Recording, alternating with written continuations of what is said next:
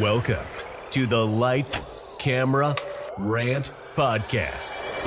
Your source for the latest on movies, TV shows, and video games. Get ready for ranting, raving, and reviewing. Here is your host, Lee. Good morning, ladies and gentlemen, or good afternoon, or good night, or whatever time you are listening to this podcast. Welcome back for another edition of Lights, Camera, Rant. For anyone who's reoccurring, you know where to sit. I've currently got a Jameson whiskey with me right now. Parker's with me, so you know where to plunk your ass. For anyone who's brand new, welcome. You're in for a wonderful ride, hopefully. Wonderful ride, or ride hopefully you'll really enjoy, and you'll keep coming back each week. So what we'd like to do on this podcast is definitely we'd like to get into the news, and then we get into the reviews. So I'm going to start straight off the bat, and before I get into the review is Sony is literally the single most useless, utterly useless film production company right there with Warner Brothers. Just absolutely fucking useless. Now, before I explain all of that, let's dive into the news first, which last week I wasn't able to report on it because due to timing and everything. But the biggest thing that's happened the past week is WTF. Will Smith smacked the shit out of Chris Rock. Yeah, I know, it's been a week since I reported on it. Yeah, I know. But in the 93 years of the Oscars, I don't think anything has been that intense. Look, it was actually quite funny because I was, at the time, I was posting on Instagram all the winners and everything, and then suddenly, BAM!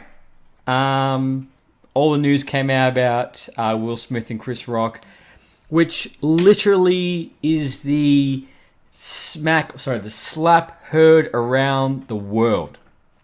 No joke. Like, you were looking at left, right, and center. There was a media outlet that you could look at, even if you go on, something obscure in the deep, dark internet. Like, I'm sure if you go on any terrible websites, they still have a post talking about this, because it's just mind-boggling of what happened. The fact that Will Smith just went up there and just slapped the shit out of Chris Rock. Funny enough, if it was The Rock, Will Smith wouldn't have done that. He would have gone back and sat next to his wife. But holy shit, like, oh my god. And I've watched the video a couple times. It's just mind-boggling what happened. And the fact that, he did this on a world stage. An event like this. Look, Chris Rock made the joke, but you don't go up and slap the man. That's assault. That's assault, ladies and gentlemen. As I'm recording this, Will Smith has announced that he is resigning, or he is leaving the Oscars, the award guild, due to all the events. No charges have been made on either end. If you do go watch the Oscars again, you do see even Chris Rock still like, did that really just happen? Like, you see it in his face, like he's like, what the F just happened? I agree with him. Like, everyone I've spoken to is just like, it's ridiculous. And, I completely agree with Jim Carrey, who in the interview said he was absolutely appalled the fact that, so if you didn't watch the Oscars, this Chris Rock was presenting, so Will Smith hadn't won his award for King Richard just yet.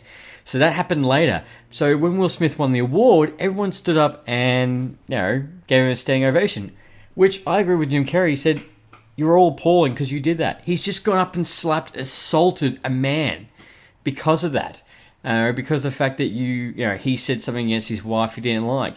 You can't do that. I have no doubt that Will Smith's stock has completely plummeted because of this. And then, the cancer culture right now will be all, be right with him. I even saw a report that, this could be 50-50 at the stage, but apparently Bad Boys 4 is completely halt on any development because of what's just happened. And both Chris Rock and Will Smith have put out a statement about the whole thing. Look, my point of view of it is the fact that He shouldn't have done that. You're showing that you're a child who can't control his emotions. And the fact that your performance is appalling sends the wrong message. And the fact that you are a celebrity, you have a stand to be at. You can't just go and assault anybody. Not to mention the fact that you are currently in a public setting. You and your wife are currently in a public setting. You are in the limelight, so people are going to make comments, and sometimes you're not going to like them. You know, some people will take the jab here and there. It doesn't mean like, you know what, I didn't like what you say, I'm just going to hit you and assault you. You know, that's not the right way, and it's so cringeworthy. But look, look, I've no doubt his stock is plummet, and the funny thing is the fact that this slap will be with his career for the entire rest of his life, even if he makes the highest grossing movie of all time, it will still be like starring the slappener or the slappee. Actually, no, Chris Rock is a slappy. Will Smith is a slapper, but like, holy shit. What? So wild.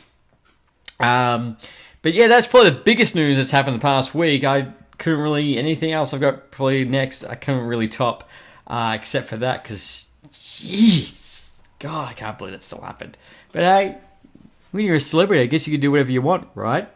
But moving on, because, everyone's spoken about that enough already. One of the Oscars that I was really happy to see was the fact that the most cheered moment Oscar went to the Flash scene in the Snyder Cut, the Justice League, which I think was well deserved. That was a fantastic scene. I've got on about the scene multiple times. I always recommend that you need to go check it out, because it is, as I always say, I don't understand why it was cut out, but it was. And it's a great scene, and it is a cheer-out moment. And I thought a lot of people said, the biggest cheer-out moment is Endgame. What are you talking about? And look, if Endgame came out last year, the Portal scene would have been the big cheer-out scene.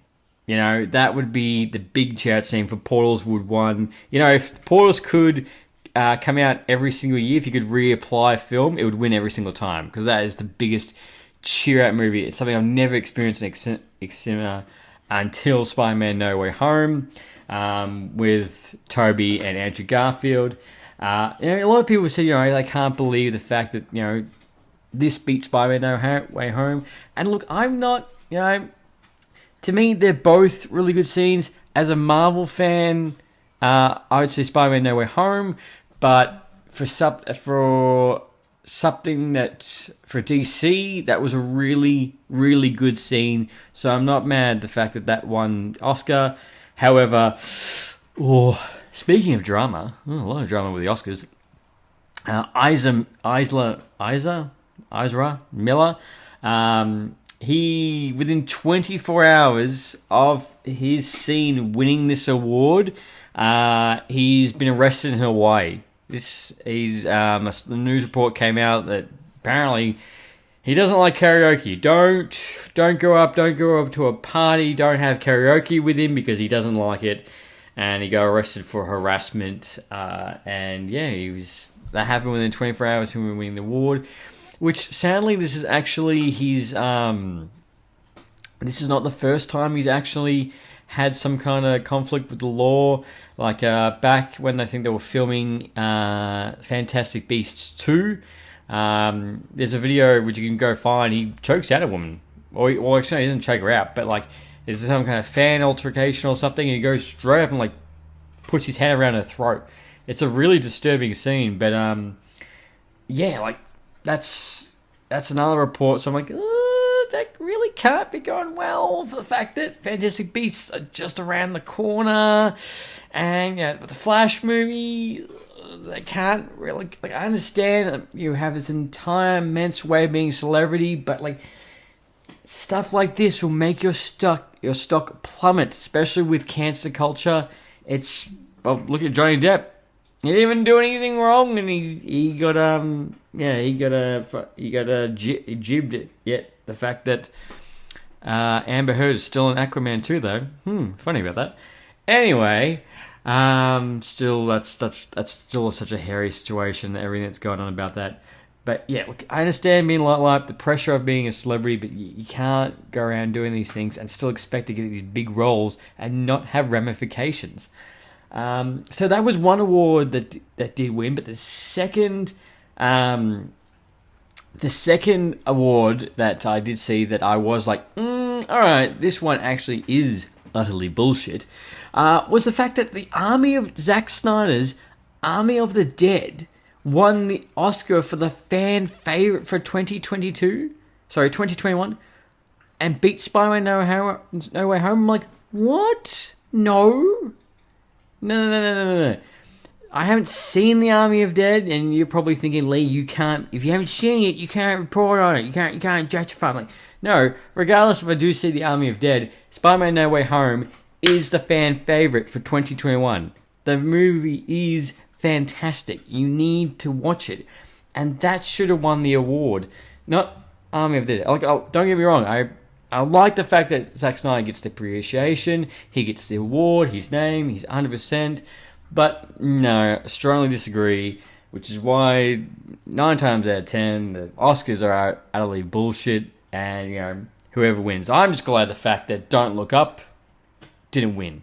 Thank frickin' Lord, the fact that that movie did not win, because that is utterly garbage, and I'm still spewing the fact that how did that get the Best Picture nomination, but not Spider-Man No Way Home? But anyway, I digress. But still moving on. PlayStation Plus subscriptions have come announced. So of the 3-tier subscriptions that you can do, and the multiple different access levels that you can get, and the immense catalog of like PlayStation 3, 2, and 1 games are offering as well. It's going to be very interesting to see like what I was saying this to Mark from Mark My Words and Dean as well, who have both been on this podcast. Is I was more curious to see. Like, I probably will go with one of them, depending. However, my biggest thing is I want to see the catalog of games from the PlayStation, for the PlayStation 3 and PlayStation 2 and PlayStation 1 to see what they actually offer. Because I'm going to be more curious about, like, don't get me wrong, like, I enjoy gaming. I love gaming. It's one of my best pastimes. But, like, I don't have a lot of time to sometimes play video games. But like for those, for those extreme gamers, this will be right up your alley. For any of these 3 tiers, for me, I just want to see what the catalog of those old games are, because that's, I was saying this to Mark and Dean last night. I was like, if Simpsons Hit and Run is on there, take my money, And another one which I didn't even think of was that when Mark said last night was, if you guys remember a racing game called Ridge Racer. God, that was on the PlayStation 1, and my God, it was the blockiest, right up there with Gran Turismo, blockiest cars you've ever seen. Yeah, back then you look and go, it's beautiful, it's fantastic, it's great, I love it. But yeah, Ridge Racer, another fan favorite game would be, I'll try to down it because the niche, is Dragon Ball Z Budokai Tenkaichi 3. If you've ever played that was a fantastic game. 200 characters, all the transformations that you want to do. It was awesome. It was just sad the fact that Burst Limit followed that up and it only had like 30 characters, if that. But yeah, so those have been announced, and like, I want you guys to tell me in the comments, like, are you guys going to go for this, or which tier are you going to pick, or you're just like, what, Xbox Game Pass, this goes down pat. I don't need anything else. This is just a cash grab from Sony trying to do it, and PlayStation to try and cash in that. Yeah. So let me know what you guys think. Still speaking about video games, for any Nintendo Legend of Zelda Breath of the Wild fans, I'm really sorry, which seems to be like the common thread for this year, I must say, is the fact that has been delayed to 2023. That was meant to come out this year.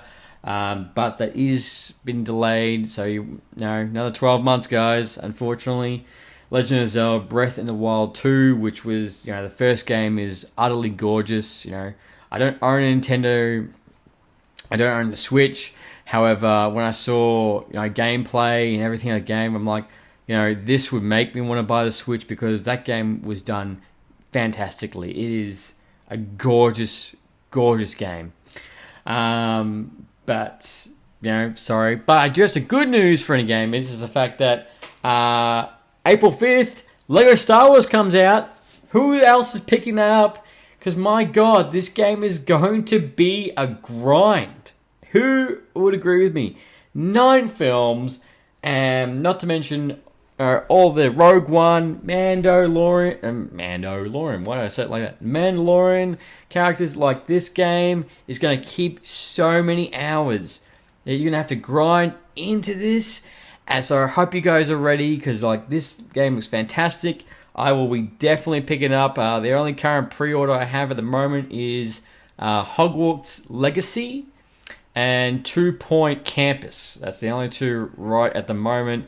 But however, when they do announce Star Wars Jedi Fallen Order 2, you can bet that I'm going to be pre-ordering the shit out of that, because I am ready for a sequel. That was a fantastic freaking game.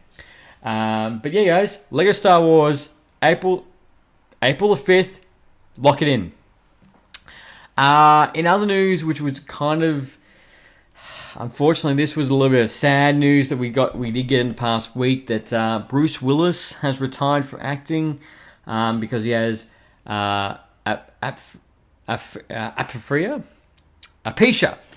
I cannot pronounce for shit. Alopecia disease, which unfortunately is a language disorder that impacts understanding and expressing speech, which is really sad, because that's not how you want to end a career like Bruce Willis's. But yeah, he's unfortunately, that's been announced, and he is retiring from acting, which his catalogue of films is outstanding, and it's something to be celebrated for. Armageddon, Die Hard, The Sixth Sense, Unbreakable. I could go on. And he's done a plethora. Looper. He's done a fantastic job, and he should be very much with a career that he should be proud of. So my condolences to his family, his friends, and his pets. I hope the fact that he still lives out a very fulfilling life, with everything, the way he can. So I really do hope that's a bit of sad news coming out. But moving on, for any Game of Thrones fans, the House of Dragon, the prequel series premiere date has been released. That will be premiering on the 21st of August this year. So definitely strap yourself in for Game of Thrones fans. But actually, guys, let me know. I'm very curious about this. After the ending of Game of Thrones, are you guys ready to dive right back into this world? With completely different characters, to a degree, obviously. Completely set of new characters, being a prequel and everything. Because I'm really curious. I see people are excited for this, but when I talk to people, on the internet, obviously people see people excited for it. But when I talk to people in person, not a lot of people were excited for it. Like, oh no, it's, I'm not interested, or the ending was so shit, it's basically stained. But yeah, let me know, guys, in the comments. Do you want to see this prequel series? Are you pumped? Are you like, get out of the way, I'm ready for Lord of the Rings. Moving on, talking about TV series, Mandalorian Season 3 has wrapped up. That is done. So obviously that will go into post-production and get ready for its November-December release this year for Christmas, which I am 110% ready to return back to the world of The Mandalorian, because I feel so sorry for his back, because he's literally holding up the TV Star Wars Disney shows, which could very change with the Obi-Wan Kenobi TV show, which that's also changing. That's also coming out, which actually has been pushed forward. That's actually coming out on May the 27th, and we get 2 episodes at launch. So if these go for 50 minutes each, we're in 2 hours of pure Obi-Wan Kenobi, which would be fan-effing-tastic. And the fact that, these are 6 episodes, so after those 2 episodes launch, for another 4 weeks, and a lot's going to happen in 6 episodes, to be honest. So that's really cool, and that got announced by Ewan McGregor himself. So definitely strap yourself in for May 27th, guys. Also, moving on, the Batgirl movie that's coming out on HBO Max at the end of this year that has wrapped filming as well. That will go into post-production, which is starring Michael Keaton. Speaking of movies, still going on with the movie side of things, is The Crow. The Crow is getting a reboot starring Bill Skarsgård, who played the clown in It. He will be playing The Crow. So it's going to be very interesting how that's going to go, because that's had a many direct-to-DVD sequels since the first one. It's a couple of false starts. I'm really kind of gutted because they were trying to move forward with Jason Momoa playing The Crow, which I think would have been bloody brilliant. Him playing that titular character. However, some things never go to plan, which is really sad. But yeah, The Crow is moving forward with the reboot. And look, if you haven't seen The Crow, I highly recommend the movie. It is a fantastic movie, and it is one of the inspirations for Heath Ledger's Joker. There's a lot of scenes in that reminisce back and forth, which you will see. And Brandon Lee did a fantastic job, and he should be very well celebrated for that particular movie. Which is, it's really good to see that's going forward. But still, speaking of Bill Skarsgård, is the fact that,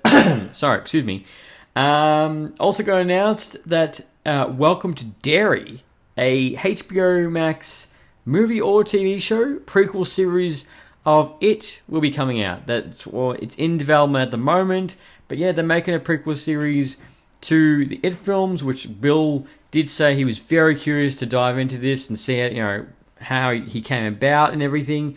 So definitely stay tuned out for any It fans. You're going to get a prequel series, which should be curious to watch, to say the least. And look, also, which I'm very sorry for any gaming fans, I can't believe this, but E3 has been cancelled for 2022. They've got to announce the fact that E3 will not. So the last 2 years there hasn't been a physical E3. However, they've been going digital, and this year they've also they've cancelled the digital version as well. So there will be no E3, which I really do hope that next year there will be an E3. I really hope that will be a physical event. They could be just taking a break off, with everything going on. So I definitely hope the fact that E3 does return in its full glory next year.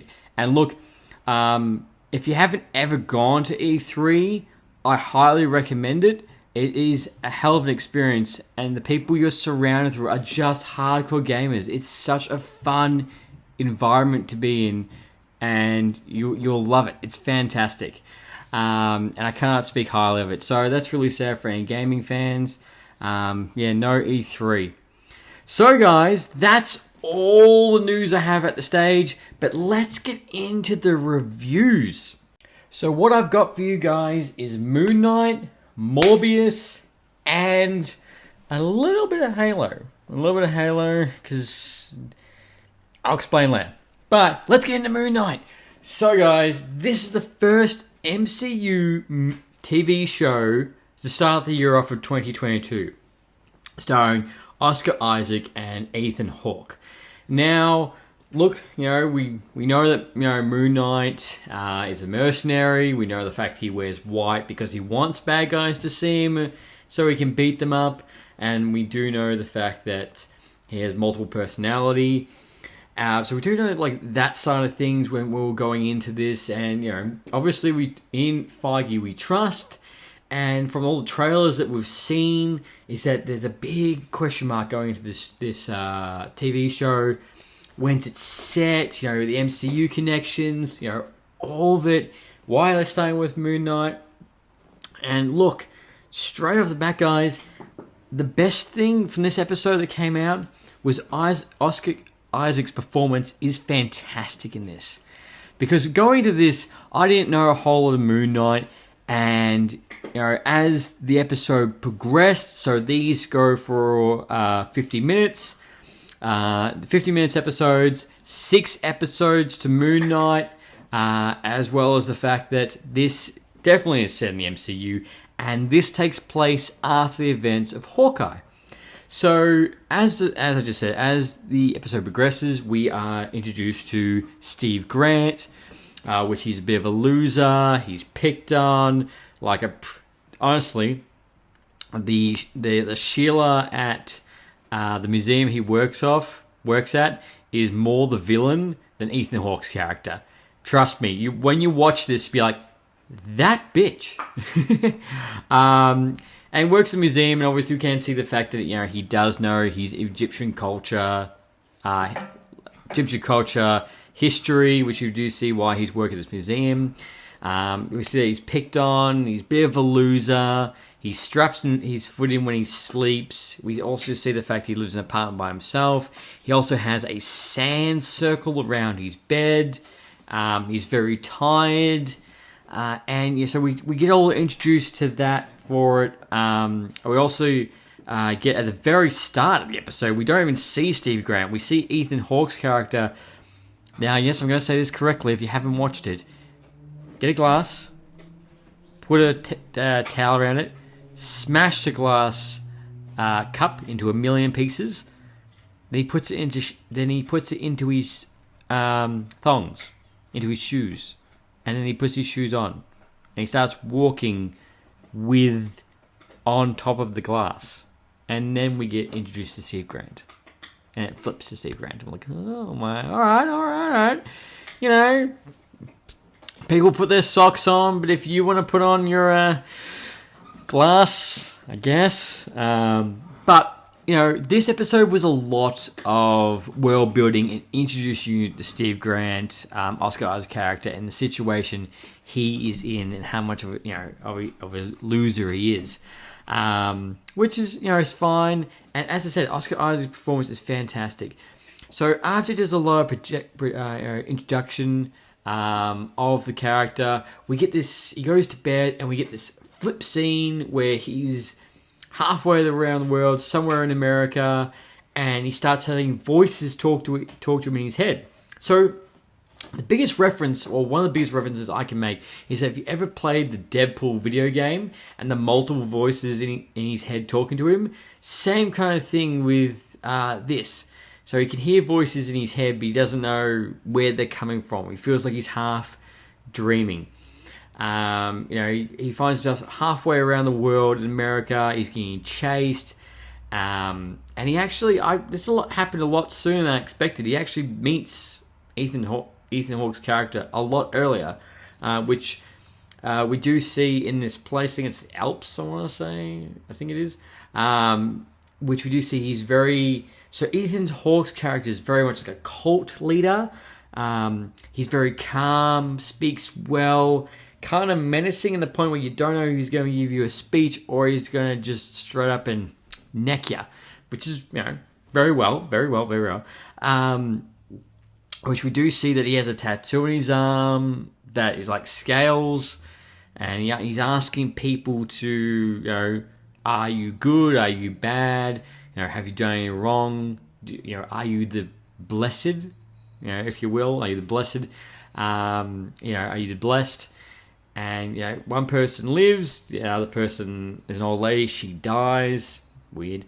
And the scales you see like tipping good and bad when you see these people.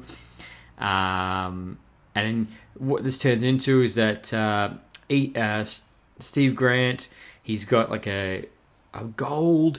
Have you ever seen The Mummy? Scarab, a gold scarab, that's it. If you ever seen The Mummy, and if you remember those little bugs that clawed into people's skin, and it was like a gold one of those he has. And Ethan Hawke's character's like, give it to me. And he's like, alright, I'll give it to you. But as he stretches his arm out, his hand closes. He can't open his hand. And then he tries to flip it to the other hand, and the other hand moves away. Like he's not in control of his body. And then what happens is, these guards start getting closer and closer and closer to him to try and get it, and suddenly, a flip scene. And they're on the ground. They're bloody. He's got blood in his hands. He doesn't know what happened. It's like he's just killed him. It just happened in an instant.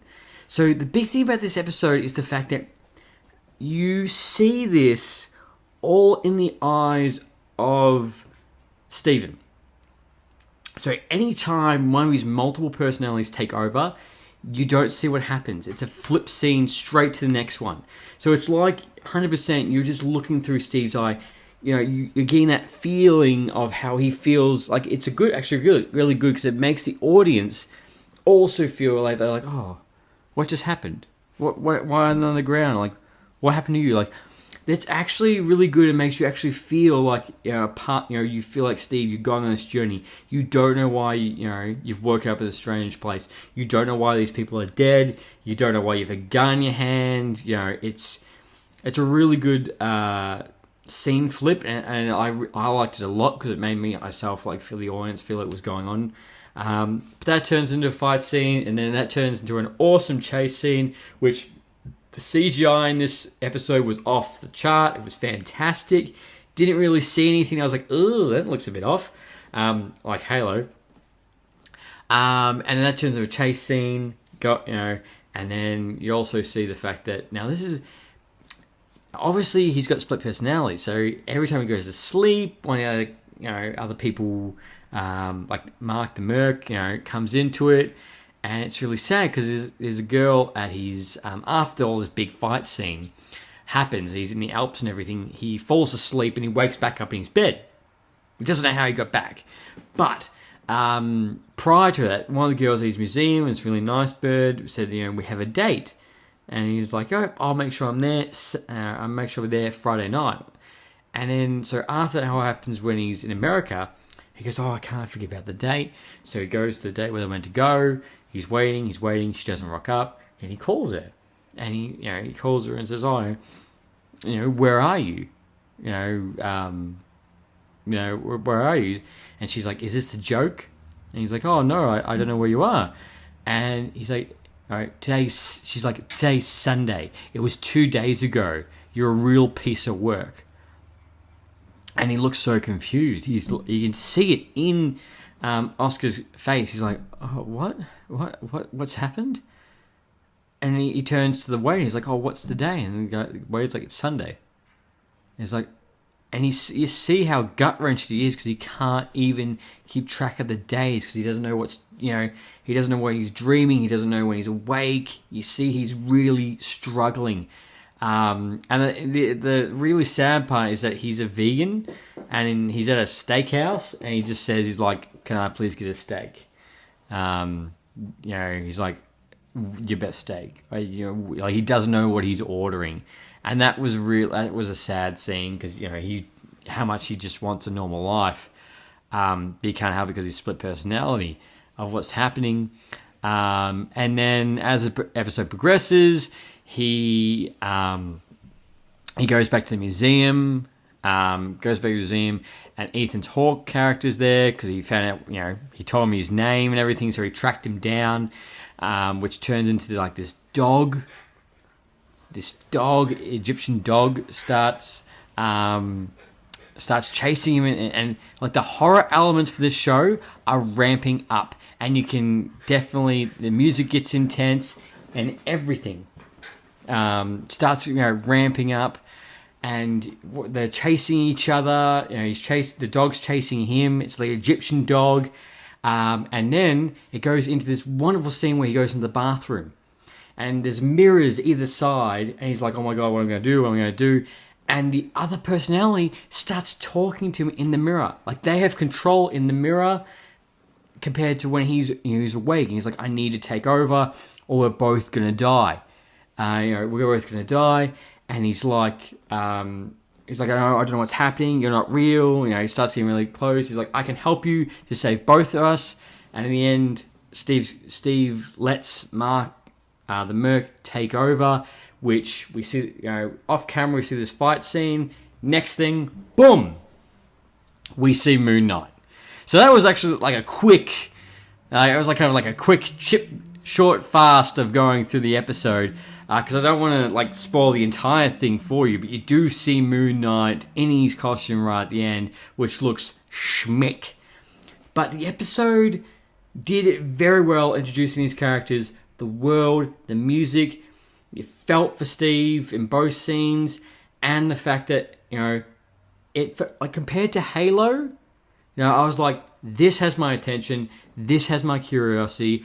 I want to tune back in for the next episode to see what's going to happen. You know, not to mention the fact that it's bringing in these horror elements that our fans need to get prepared for, because you've got to remember the fact this is going to lead into Doctor Strange. Well, what time this finishes, Doctor Strange 2 will be right around the corner, and the fact that's literally going to be Marvel's first horror movie. So it's getting you ready for what's yet to come. But, you know, one episode down, we have 5 more episodes of Moon Knight, and not just as a Marvel fan, but this has my attention, and I want to see where this is going to go. Which at this current stage, Oscar Isaac isn't contracted for any season 2 or any movies. He's just contracted for this at this stage, which I feel like Kevin Feige is going to be knocking on his door going, we want you to come back, because it was done so well. But look, that was just the first episode. There's going to be a lot more to come, obviously we know.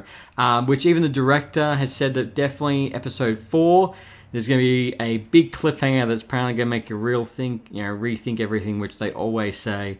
But it's the same thing happened with WandaVision. Actually, I think after episode 4 was the bigger, what the fuck is going on? But yes, so definitely stay tuned. That's the first episode, so jump onto it, guys, and let me know. Did you like the first episode, or was it too confusing for you guys? So just let me know. Now, moving on to Morbius. Oh my god. Now, I just want to scream. I just want to scream. So, Morbius. Alright, so this had a budget of $75 million. This was originally meant to come out in March 2020, but due to COVID, multiple reshoots, this came out in April the 1st, 2022, which is why I've just seen it. So you gotta remember the fact that nearly like 3/4 of the scenes of this movie were shot in 2019, if that makes you feel like that's how long this movie's been delayed again and again and again and again. I think it was delayed 7 times in total. It was delayed. So this movie is, you meet Michael Morbius, which is Jared Leto's character, in which him and his surrogate brother Milo suffer from a disease where they don't feel 100%, they can't walk straight, they're on a crutch, and so Michael Morbius studies bats, and he's trying to find a cure. During the course of finding this cure, he mixes his DNA with a vampire, which causes him to become... mixes DNA with a bat and becomes a vampire. There we go, 3rd time's a try.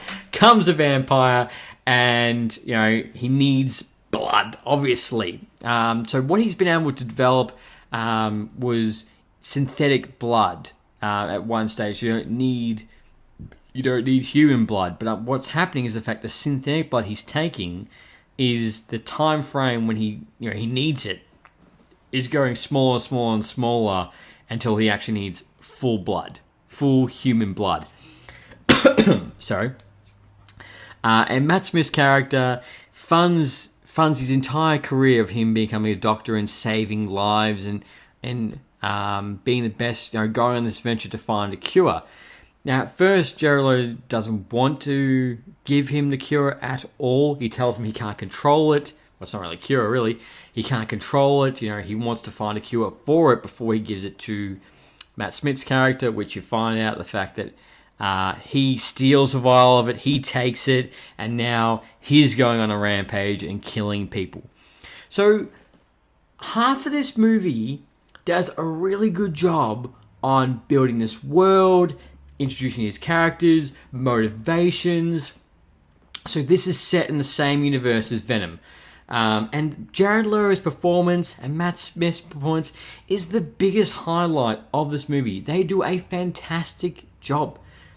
And the CGI for this movie is fantastic. It is really good. The transformations into the vampires, the different scenes, and the fact that like there's a really cool thing where he does like the sonar.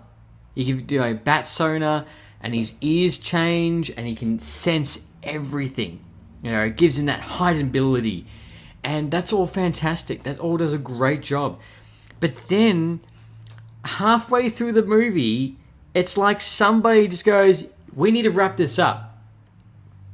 Everything starts to seem to go a lot quicker, and you know the scenes. Not saying they're rushed, but it seems like it gets quicker and quicker to the point where you need to have both Jared Leto and Matt Smith verse each other, and not to mention that Jared Leto has a love interest, which at the start she's just a work colleague, and then just seemed like there was just a kiss, but they actually love each other. She's trying to help him.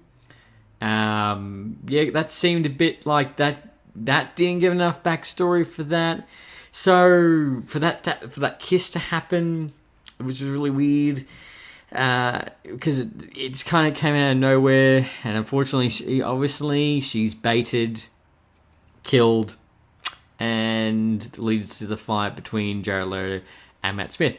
Now, spoiler alert! Obviously, they're going to fight each other.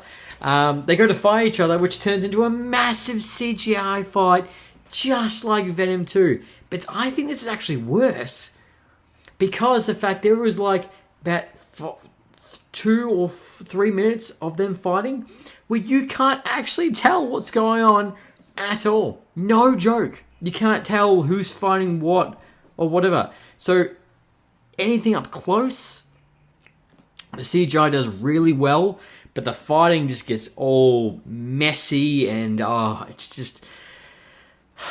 Look, I wasn't going in with this movie with high expectations. However,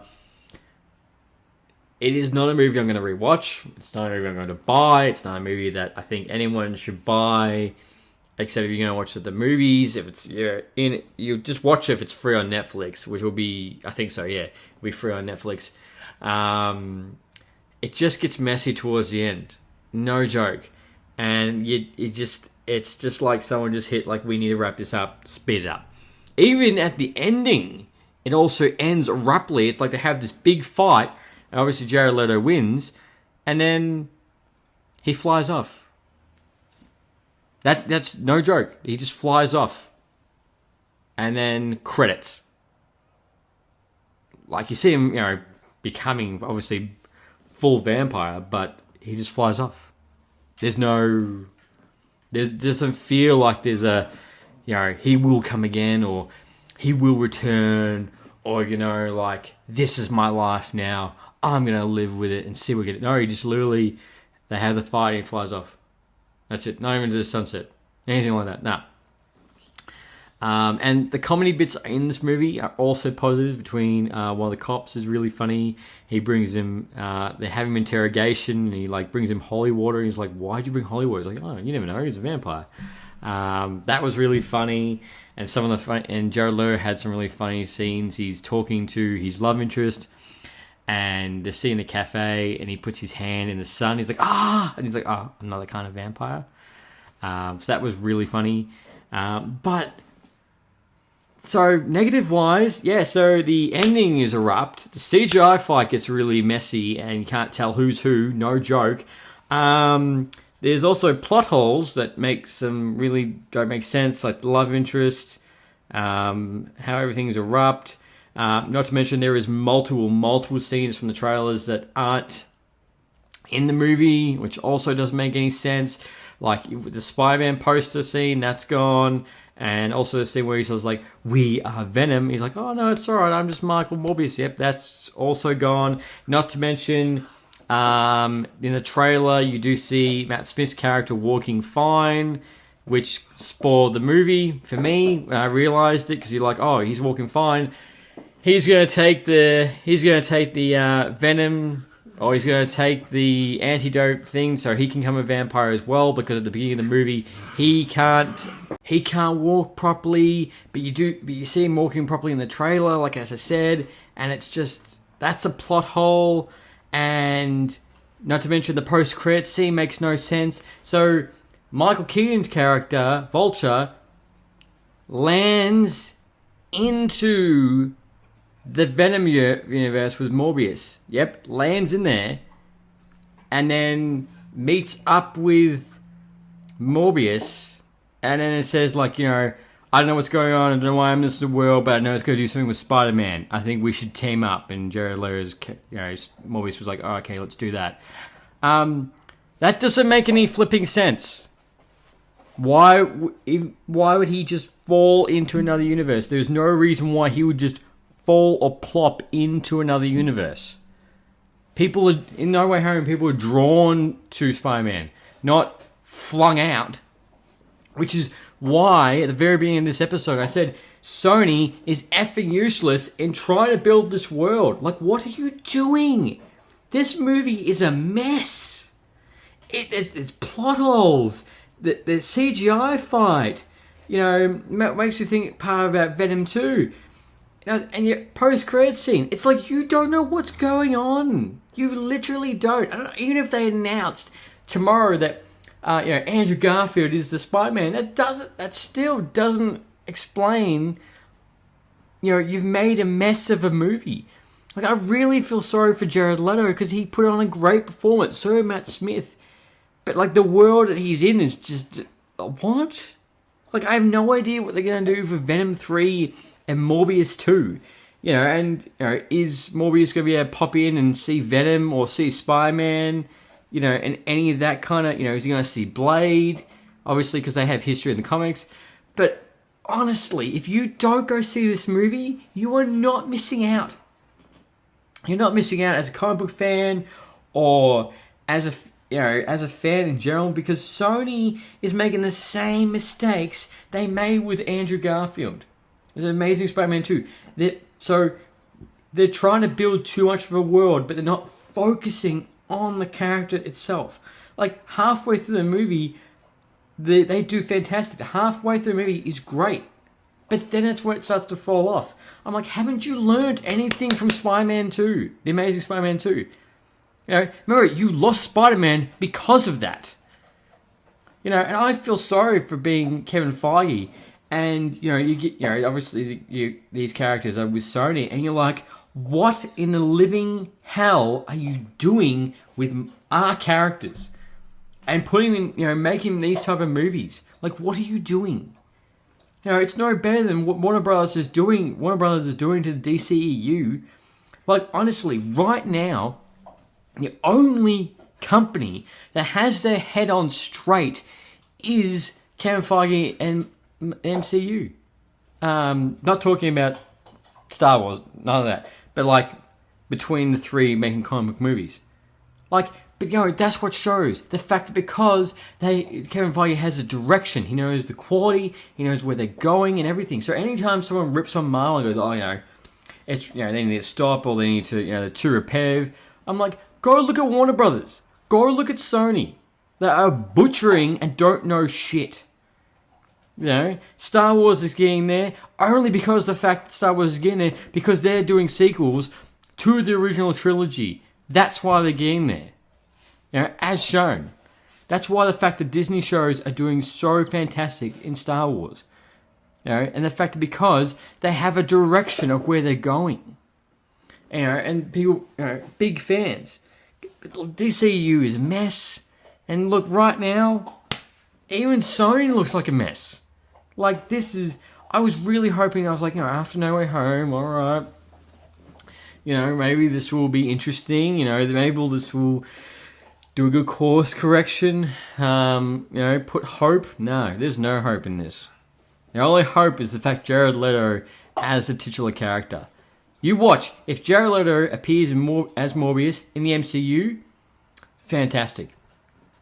But as in Sony, car crash. Repeated car crash. And this movie is not as bad as Don't Look Up, don't get me wrong, but it diminishes hope for you on what Sony's doing.